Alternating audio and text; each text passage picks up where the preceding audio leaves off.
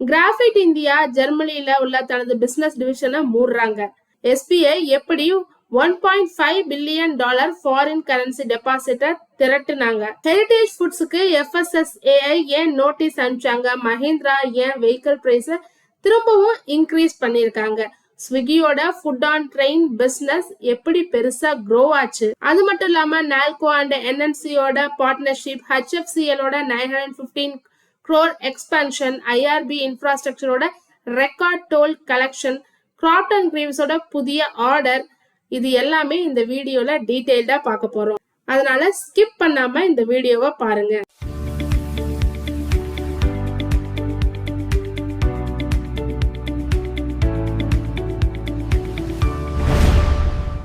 ஃபர்ஸ்டா graphite India.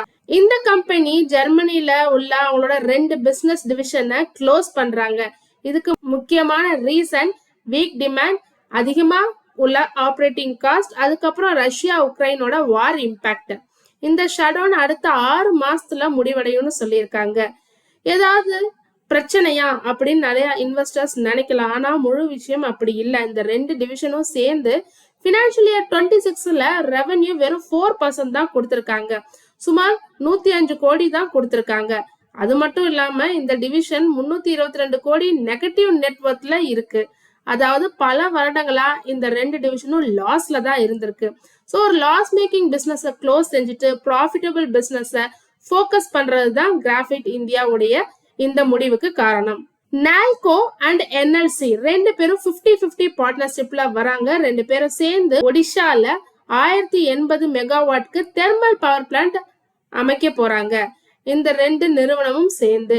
ஏன் இந்த ப்ராஜெக்ட் முக்கியம்னு பாத்தீங்கன்னா, அலுமினியம் ப்ரொடக்ஷனுக்கு எலக்ட்ரிசிட்டி தான் ரொம்ப பிக்கஸ்ட் காஸ்ட். நால்கோ எதிர்காலத்துல எக்ஸ்பான்ஷனுக்கு அன்இன்டரப்டட் பவர் சப்ளை கண்டிப்பா தேவைப்படும். அதுக்காக தான் இந்த ப்ராஜெக்ட். அதுவும் 25 வருஷம் இந்த அக்ரிமெண்ட் சேர்ந்து போட்டிருக்காங்க. ஸோ பவர் காஸ்ட் ஸ்டேபிளா இருந்தா ப்ரொடக்ஷன் காஸ்ட் கண்ட்ரோல்ல இருக்கும். அதனாலதான் நால்கோவோட இந்த லாங் டேர்ம் எக்ஸ்பான்ஷனுக்கு ஒரு பாசிட்டிவ் டெவலப்மெண்டா இருக்கும். டிவிஎஸ் மோட்டார், அதுக்கப்புறம் இந்தியன் ஆயில், இந்த 2 கம்பெனியும் LPG சிலிண்டர் டோர் ஸ்டெப் டெலிவரியை மாடர்னைஸ் செய்ய ஒரு பார்ட்னர்ஷிப் வச்சிருக்காங்க. இந்தியன் ஆயிலுக்கு 1300க்கும் மேற்பட்ட LPG டிஸ்ட்ரிபியூட்டர்ஸ் இருக்காங்க. அவங்களுக்கு எல்லாம் இனிமே TVS king cargo HD vehicles தான் பயன்படுத்த போறதா சொல்லியிருக்காங்க. இதனால டெலிவரி வேகமா நடக்கும், ஃபியூவல் காஸ்ட் குறையும், கார்பன் எமிஷன் குறையும், டெலிவரி எஃபிஷியன்சியும் அதிகரிக்கும். இது ஒரு கிரீன் மொபிலிட்டி மிஷனுக்கு சப்போர்ட்டாவும் இருக்கும். இந்த பார்ட்னர்ஷிப் மூலம் டிவிஎஸ்க்கு கமர்ஷியல் வெஹிக்கிள் செக்மெண்ட்ல ஒரு கூடுதல் விசிபிலிட்டியும் கிடைக்கும். அடுத்ததா State Bank of India overseas Indians கிட்ட இருந்து $1.5 பில்லியன் அதிகமான ஃபாரின் கரன்சி டெபாசிட்டை ரைஸ் பண்ணிருக்காங்க. இந்த டெபாசிட் எல்லாமே FCNR டெபாசிட் ஸ்கீமுக்கு கீழே தான் வந்திருக்கு. SBI ஏன் இதை செய்யறாங்க? ஃபாரின் டாலர்ஸ் இந்தியாவுக்கு வரணும். அதனால ஃபாரின் ரிசர்வ் ஸ்ட்ரென்தன் ஆகும், ருபி ஸ்டேபிளா இருக்கும். மஹிந்திரா அண்ட் மஹிந்திரா ஜூலை 10ஆம் தேதியில இருந்து SUVயோட பிரைஸ் ஆவரேஜ இன்க்ரீஸ் பண்றாங்க 2.7%.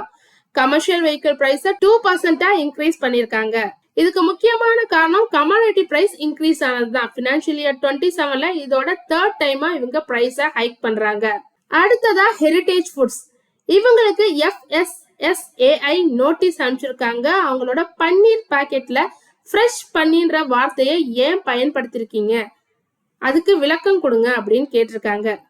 அதுக்கு ஹெரிடேஜ் ஃபுட், நாங்க பன்னீரை ஃப்ரெஷ் மில்க்ல இருந்து தான் தயாரிக்கிறோம், ஃப்ரோசன் ப்ராடக்ட் கிடையாது, எந்த விதமான ப்ரிசர்வேட்டிவ்ஸும் நாங்க பயன்படுத்தல, அதனாலதான் இந்த ஃப்ரெஷ்ன்ற வார்த்தைய பயன்படுத்திருக்கோம்னு தெளிவா சொல்லியிருக்காங்க.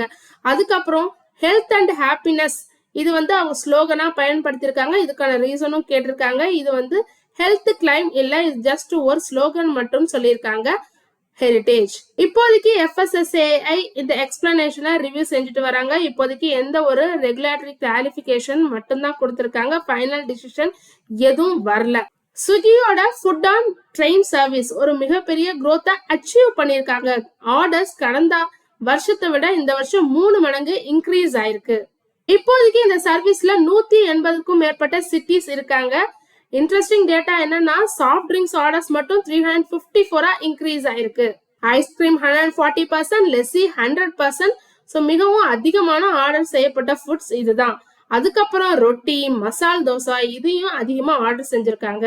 இது மூலமா ரயில்வே ஃபுட் டெலிவரி பிசினஸ் வேகமா வளர்ந்துட்டு வரதா சொல்லிருக்காங்க ஸ்விக்கி. இன்னைக்கு Q1 ரிசல்ட் கொடுக்க போற சில ஸ்டாக்ஸ் நேம்ஸ் பார்க்கலாம். TCS நம்ம ஆல்ரெடி பார்த்துட்டோம், ஆனா அது ஆஃப்டர் மார்க்கெட் அவர்ஸ் தான் வரப்போகுது.